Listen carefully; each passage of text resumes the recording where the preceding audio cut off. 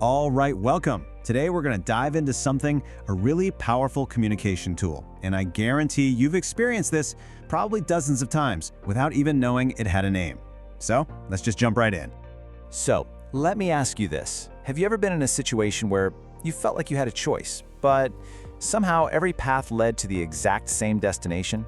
You know, a parent, a boss, maybe a salesperson, they offer you a couple of options, and no matter what you choose, you land right where they wanted you.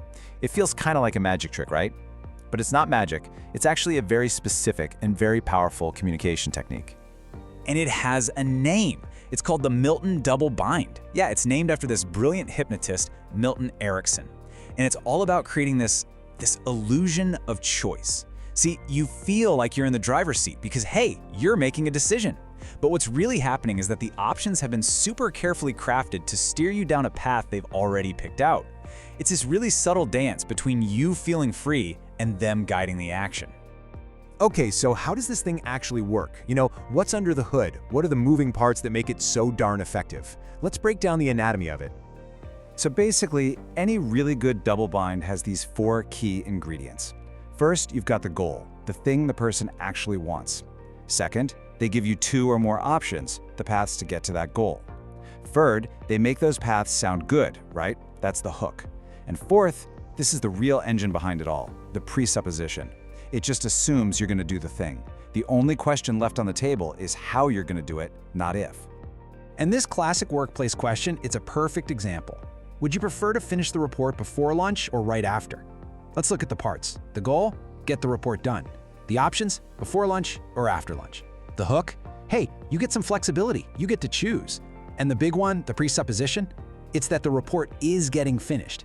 See how the question isn't will you do the report, it's just when. That's the magic right there. Okay, I know what you're probably thinking. When you hear about a tool this powerful, your alarm bells might go off. Isn't this just manipulation? And look, that is a totally valid question. The truth is, the ethics of the double bind really come down to one thing: intent. And you can really think of it as 2 sides of the same coin.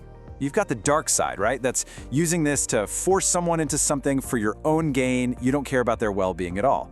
But then there's the bright side, and that's what we're focused on today. This is where you use it to create genuine win-win scenarios. It's about empowering communication, about guiding people, and hey, even yourself, towards something genuinely positive.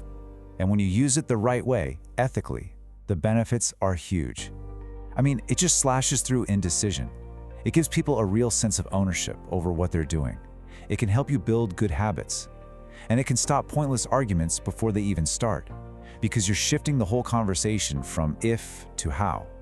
Bottom line, it becomes this amazing tool for being more efficient and having a positive influence. All right, enough theory. Let's get practical. Let's see how this playbook actually gets used out there in the real world, ethically and effectively. So, our first scenario? It's parenting. And honestly, this is a place where double binds are used constantly, a lot of times without people even knowing they're doing it. It's just the classic battleground for guiding your kids without starting a full-on war of wills. Just look at the massive difference here. Go to bed now. That's a command, right? And what do commands do? They invite a fight. But the ethical double bind, want to brush teeth for 10 extra minutes of story time, or go to bed now and read in the morning? It gives them 2 good options. Both roads lead to bedtime, but the kid feels like they're in charge because they get to pick the road. It feeds their need for autonomy. So the parent gets what they want, the kid feels heard, that's a win-win.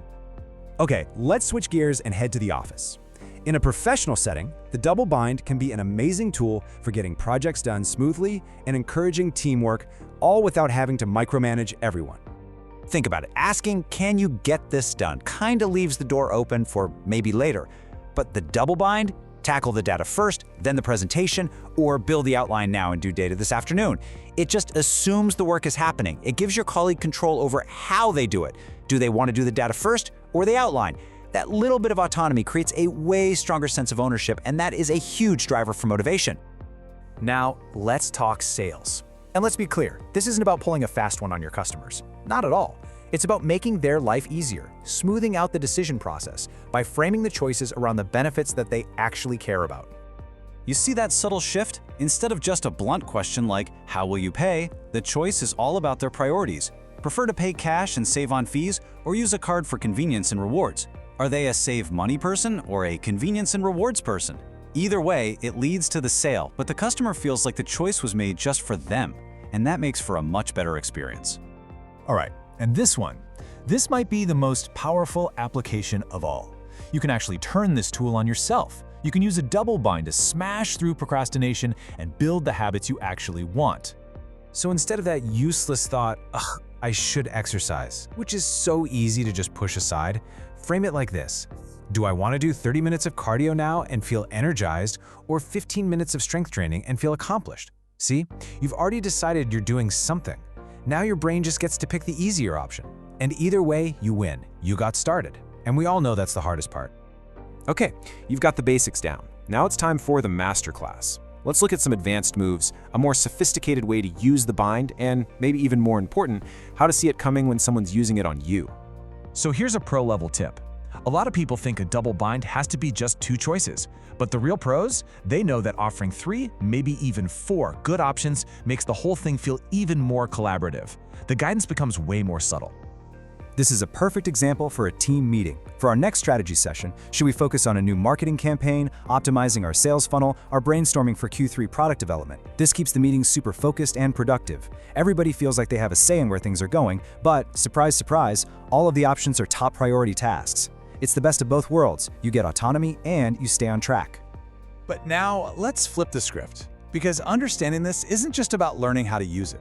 It's about building up your awareness so you can recognize it. That's where the real power is, in making your own conscious decisions. So from now on, when someone gives you a very specific set of choices, the most powerful thing you can do is just pause, take a breath, and ask yourself 3 simple questions. First, why these specific choices? Second, who really benefits from these options? And third, are there other options that I'm not being told about? Look, this isn't about being paranoid. It's just about taking back control of your own decisions. At the end of the day, language patterns like the double bind are just part of how we all communicate. They're happening all around us, all the time, whether we see them or not. So the real question for you is this. Now that you know how it works, are you going to be the architect of positive win-win situations? Or are you going to be the subject, just guided by the choices that other people create for you? The choice, as always, is yours.